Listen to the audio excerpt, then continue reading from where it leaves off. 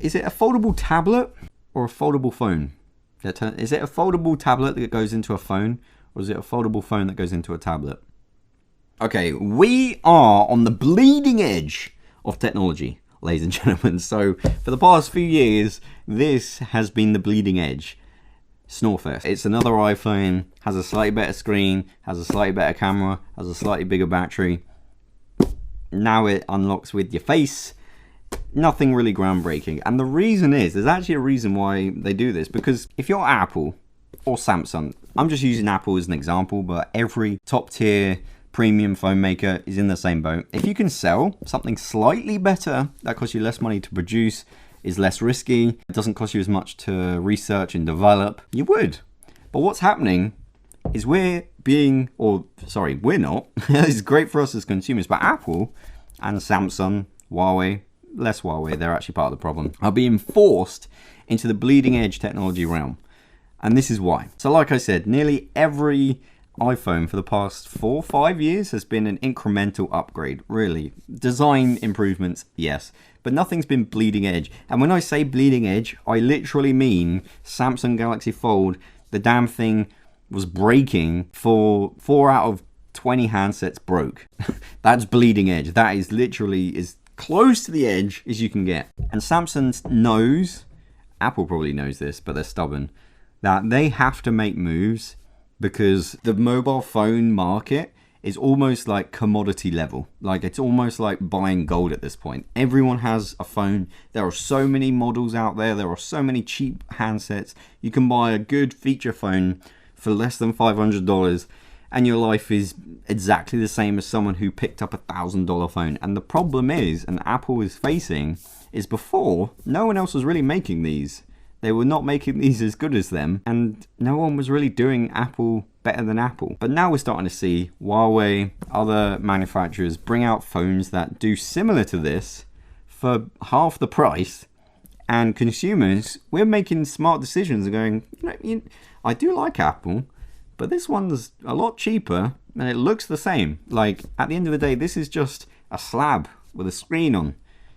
We don't think that, but the average consumer out there isn't really looking into too much detail of the processor and things like that. Here's a question. If you're a tech enthusiast and you bought yourself a new phone, have you ever had the conversation, you've bought yourself the new Samsung S10 Plus, right? Everyone goes, what? Oh, all right. What's different about it? And you find yourself going, the screen's better. The battery's slightly better. The camera's pretty good, although it was good on the last one. The camera's in the screen now rather than in the corner or in the middle, you know?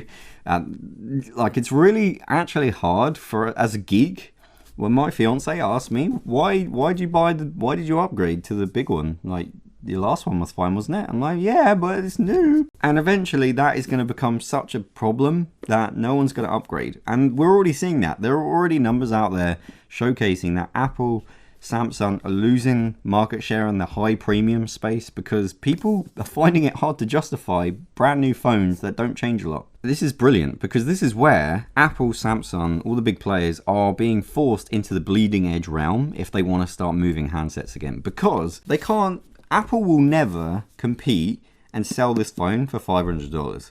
They'll never do that because it devalues their brand. It completely changes perception of like what they've worked towards, what they've been building. So they're always going to have a $1,000 phone, $2,000 phone eventually, probably, because Apple is worth something, right? And they're not going to lower the value. So what do? Now they have to go into the realm of uncomfortable development. This is the most comfortable upgrade for Apple in the world. There's no stress on them. They can produce these. Like, there's been no issues with handsets. No one's had any complaints. This is fine. Samsung, on the other hand, 2 years ahead of Apple, went ahead, spent 8 years developing a foldable screen, released it to 20 reviewers, 4 of them broke. Like, that is bleeding edge technology. And the reason why Samsung are doing bleeding edge technology, like, they have to differentiate themselves and justify the cost when every other phone out there costs around $500 and does pretty much the same thing, but it just doesn't have a Samsung logo on it. And this is where, for me at least, it's really, really exciting because Apple, Samsung, they're being forced into uncomfortable areas, and they're really having to innovate now. They really have to push forward and really have to go the extra mile to convince consumers, not just me, but the average consumer who doesn't really know the difference between the A12 and the A13 processor that comes out later this year.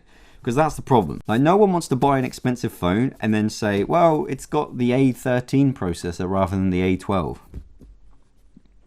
That's not a reason to spend £1,000. Foldable screen? That's really easy. Oh, look, it's a screen that folds.